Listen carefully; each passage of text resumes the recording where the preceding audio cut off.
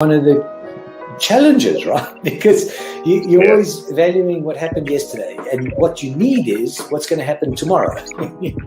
So that's a struggle. Yeah. So there are strategies everywhere from £50 a week up to £100 million,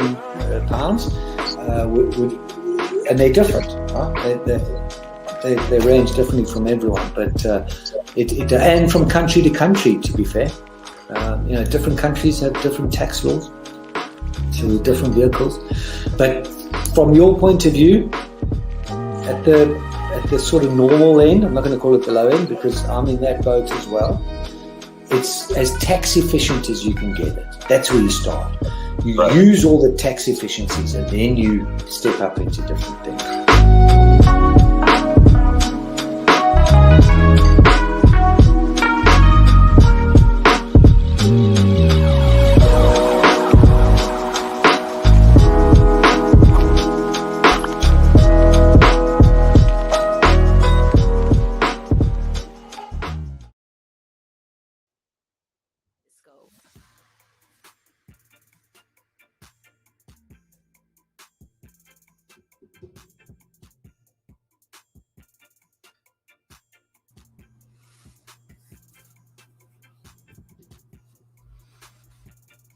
Welcome back to the show. It's your girl Sarah and Hiba right here on the Sunrise. Okay, we're having a very important and interesting conversation about anti-vax. We're having, we're sharing some stories and we're discussing a lot of interesting things. All right, so make sure you stay tuned because we're really enjoying the conversation here as well.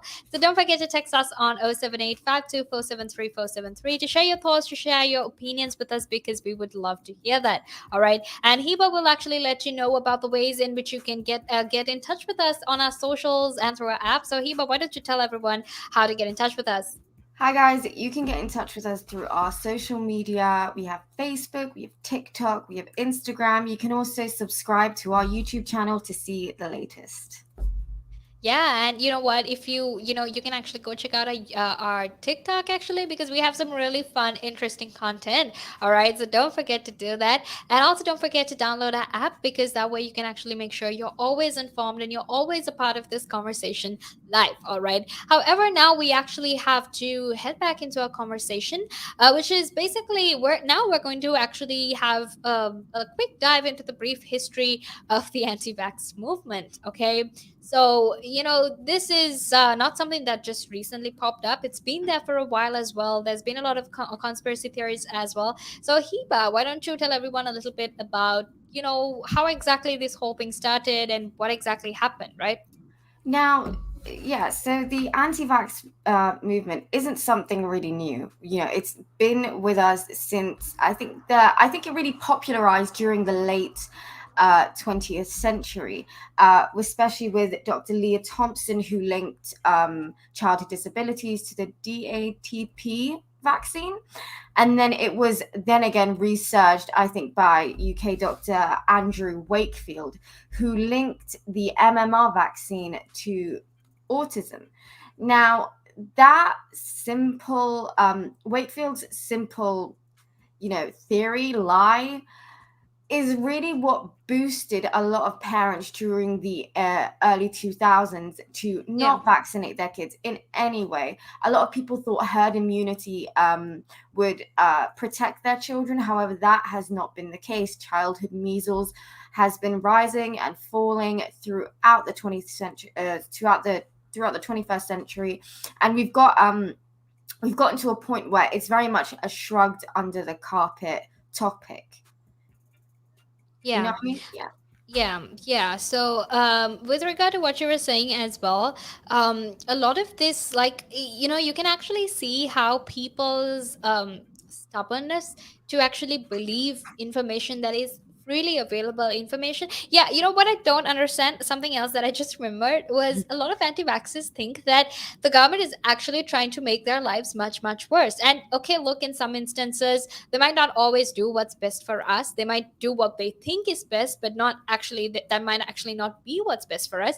However, right, in the middle of a pandemic, it's not like you purposely want to it's not like you purposely want to risk the lives of your citizens, right? Because at the end of the day, if you think about it, sometime later on, in a few more years, Boris Johnson is going to go down as a prime minister that lost a certain amount of lives, right? Because of how he handled the how he handled the pandemic, right? And this is what I don't understand. A lot of these anti-vaxxers tend to think that the government or whatever it is that the authorities are doing is essentially trying to put their lives at risk, put their lives at danger, right? And because of that, they tend to think, oh, you know what, I'm not going to vaccinate my kids, I'm not going to vaccinate my family, and then just put their kids and their families in such danger, in so much of danger. And then, when things happen, then they act all surprised and they're like, oh, I didn't see this coming, but I'm sitting here like, yeah, everyone else definitely saw it coming, because you literally just had to go get that vaccine. That's all you had to do. Yeah. It's been like that, right? And something else that I remembered when we're talking about the history of the anti-vax movement also is that not getting vaccinated, a lot of it has there's a lot of religious reasons as to why that doesn't happen as well, right? Because in certain religions, you're not actually supposed to get blood transfusions from other people, or you're not supposed to get vaccines. So a lot of it actually is because of religion as well, right? Which is completely fine. Like, look, if your religion prohibits you from doing it, well, then you really don't have a choice, right? And ultimately it depends on this value system, it depends on your belief systems, right? However, keeping all of that aside, I'm talking about, these other anti-vaxxers who are just, I honestly don't know how to put it, but these other anti-vaxxers who just follow a lot of misinformation. And the other thing I don't understand really is, don't you ever like take a deep breath and really think about the things you see and read? Like, does it actually really make sense, right? Yeah, it's like a lot of conspiracy theorists. I think that's what it is. A lot of people think that the government is trying to control your mind, but I think a lot of people have not gotten the message yet that they don't have like minds worth controlling. Yeah. I think we have to we have to really focus on that. Some people aren't. Yeah, they're not it. Yeah, no, I completely understand as well. And more often than not, it's just it just really surprises me, right? Because I mean, I've always been someone who follow, like, I've thought very rationally, and a lot of us think that way as well. And I partially think it's because my dad, like, I remember ever since I could properly talk, he would always like teach me how rain worked. So I've been brought up in that sort of child or rather environment where I am asked to, or like where my brain works in a way where I actually look at scientific evidence instead of things like things that don't really make sense, right? And I think this is in terms of the anti-vax movement, in terms of people being against vaccination and whatnot. Ultimately, look, something that I need to talk about is polio, right now here, not here, but I know in the in America, they don't actually vaccinate people for polio anymore. And that's because everyone thinks that polio is completely eradicated, right? However, the truth is, in South Asia there are still a few cases of polio. So in South Asia, they still, even though it's been eradicated and it's not as bad as it used to be, they actually still tend to vaccinate people for polio, right? So obviously in instances like that, we can see how they actually take those extra steps and make sure that they are much safe, right? So in terms of that, we can actually see how there is a huge gap in the way they deal with things versus the way other countries deal with things, right? However, now we're going to head into a small break, and after that we will be back to keep talking about this. So until then, make sure you stay tuned. The valuations that you place on an asset are always behind you. It's always in hindsight. It's never in front of you. And that's one of the challenges, right? Because you're always valuing what happened yesterday. And what you need is what's going to happen tomorrow. What am I saving or investing for? Why am I doing it? When will I need the money? And how much money do I need? Yeah. So that's quite important, because when you're looking at your net worth, you got to start with saying, well, what do I want my net worth to be, so that there's a goal. and then work backwards. How do I get there? And if I can start with £50 or $50 a week, if I save that every week, and you can go online and use calculators online. I don't have to teach you the maths behind it, but you can say, okay, and if I get a 3% return and I put this away for how long will it take to reach my goal? And that's called just this basic cash flow projection calculations. And it's what we use in financial planning all the time. What we say to clients is we say, okay, what is your goal? What is your objective? Where do you want to go to? And we discuss that in a lot of detail and over most of the meeting. And then the rest of it is saying, okay, in your exact circumstances, with your risk profile, with how you feel about investments and pensions and taxes and where you are and who you work with and your education level or your lack of education or how involved you want to be. There's a lot of variables that we take into account, and then we say, okay, here's a plan. You start like this, that's great. And then we review it all the time. And we say, okay, we need to increase it, we're on track, we're not, this is what is happening. Because remember, when you're dealing with assets, the valuations that you place on an asset are always behind you. It's always in hindsight. It's never in front of you. And that's one of the challenges, right? Because you're always valuing what happened yesterday. And what you need is what's going to happen tomorrow. So that's a struggle. Yeah. So there are strategies everywhere from £50 a week up to £100 million, and they're different. Right? They range differently from everyone, but and from country to country, to be fair. Different countries have different tax laws, so different vehicles. But from your point of view, at the sort of normal end, I'm not going to call it the low end because I'm in that boat as well. It's as tax efficient as you can get it. That's where you start. You use all the tax efficiencies, and then you step up into different things.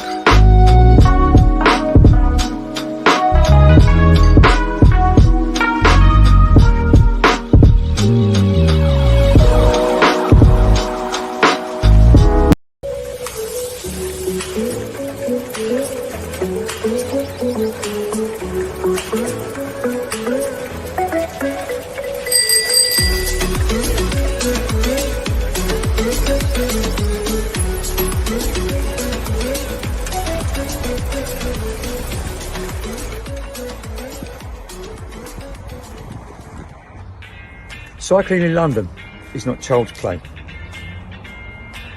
How to be a better cyclist? Listen to my show, only on Relaks Radio. I'm Kevin. Join me every Thursday, 5 p.m. Look forward to seeing you.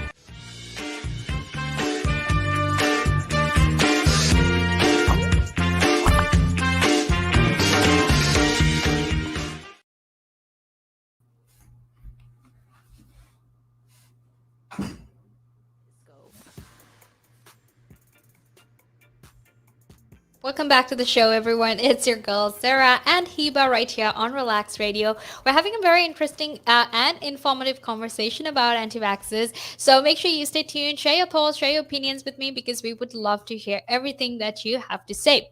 All right. Now, to get back into the conversation, before we get back into the conversation, you can get in touch with us. You can text us on 078-52-473-473.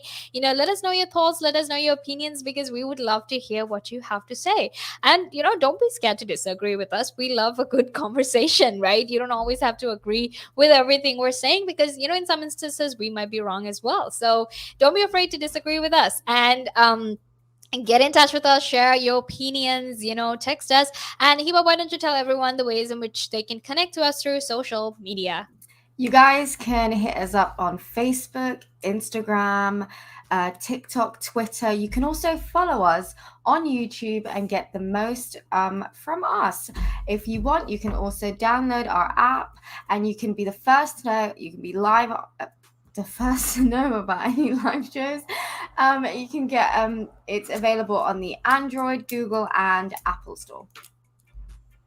Yeah, exactly. Hold on, we have to head into a small break right now, and we will be back to keep talking about this. So make sure you stay The tuned. valuations that you place on an asset are always behind you. It's always in hindsight. It's never in front of you. And that's one of the challenges, right? Because you're always valuing what happened yesterday. And what you need is what's going to happen tomorrow.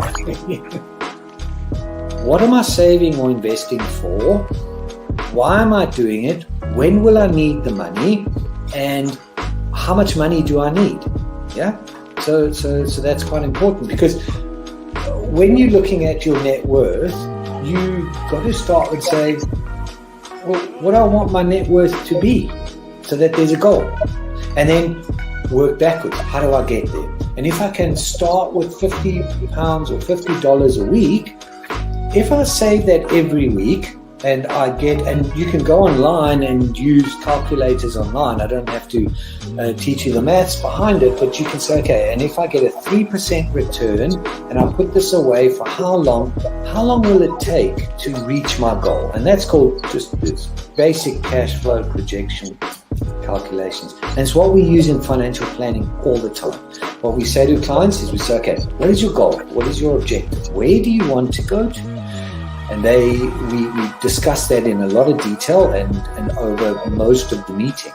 And then the rest of it is saying, okay, in your exact circumstances, with your risk profile, with how you feel about investments and pensions and taxes and where you are and who you work with, and your education level or your lack of education or how involved you want to be.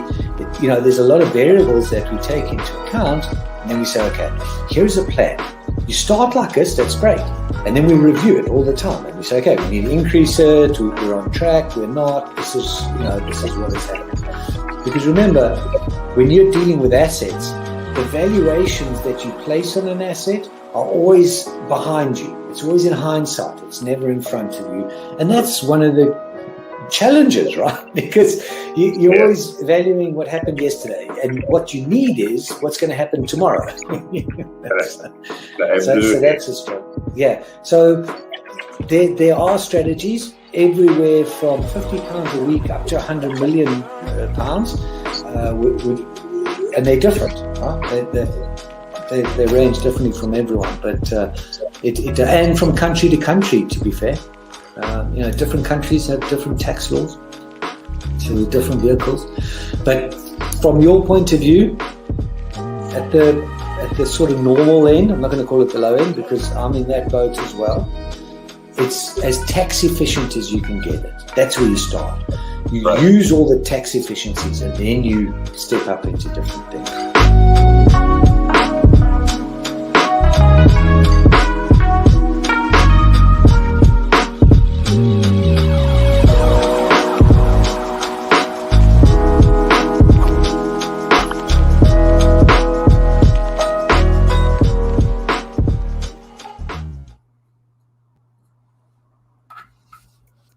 Welcome back to the show. It's your girl Sarah and Hiba right here on Relaks Radio, and we're super excited to be here to keep going with the conversation. So Hiba, why don't you tell us, what we're going to be talking about right now? So guys, we're going to be talking about some of the history and the price that anti-vaxxers are paying, the history behind some of the anti-vaccine movement as a whole. So if you guys want to get in touch, you want to debate it out with us, you can hit us up on 078-52-473-473. Yeah, that's what we are talking about. So let us know what your thoughts are on this, okay? Because this is something very important. This is something that we've seen how much this problem has created a lot of chaos, not just here in the United Kingdom, but in fact all over the world as well. So earlier we were talking about the history of the anti-vax movement, why exactly it came to be, how exactly it came to be, and now we actually want to talk a little bit about why it's such a big problem. Right. So, Hiba, why don't you tell us why it's such a big problem? Let us know what you think, why it's such a huge problem. I think it's such a big problem because, well, first and foremost, it's more than just, not vaccinating yourself or your child or your family. it's choosing not to vaccinate yourself, your family, your kids, and then going then out to spread misinformation, saying that. I think one of the main issues throughout the earlier years was that people were choosing home remedies, and they were thinking that that is more important, having natural resources that could conquer anything. I think that was the real story with the measles outbreak. That's the whole that was the whole thing behind the MMR, or the lack thereof in the case of the vaccine, because people are putting too much stock into holistic and home remedies. Yeah, that's really true. So, yeah, that's what I think as well, right? The reason we really need to tackle this right now is because, with time we can see how it's worsening, right? And especially this situation right now, which you were just telling me earlier as well, about how, now anti-vaxxers are saying that they want to go vegan, or they're going to say that they will be vegan just to make sure that they don't get the vaccine, right? And what I think they fail to understand is that they're potentially putting so much of other people at risk, right? Like, you don't want to get the vaccine because of your beliefs, but at the same time, you're putting the entire country at risk, right? Now, recently, some time back, actually, it wasn't recently, but I was reading this story about this woman. She used to be an anti-vaxxer, and then with time she started getting vaccines, and she started believing in the whole science behind it, right?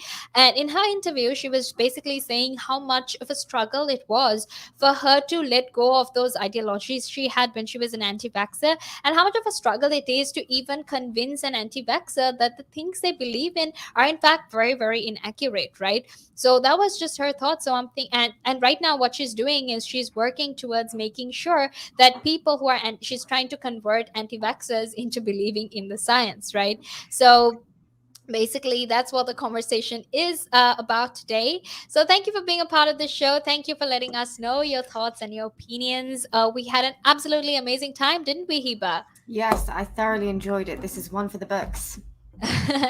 Definitely. All right, so make sure you share your thoughts with us, make sure you share your opinions with us, because we would absolutely love to hear that. All right, however, do that on Monday. All right, because we have to head out, and we hope that you have an amazing weekend, because we're excited for the weekend as well. So bye guys, have an amazing day.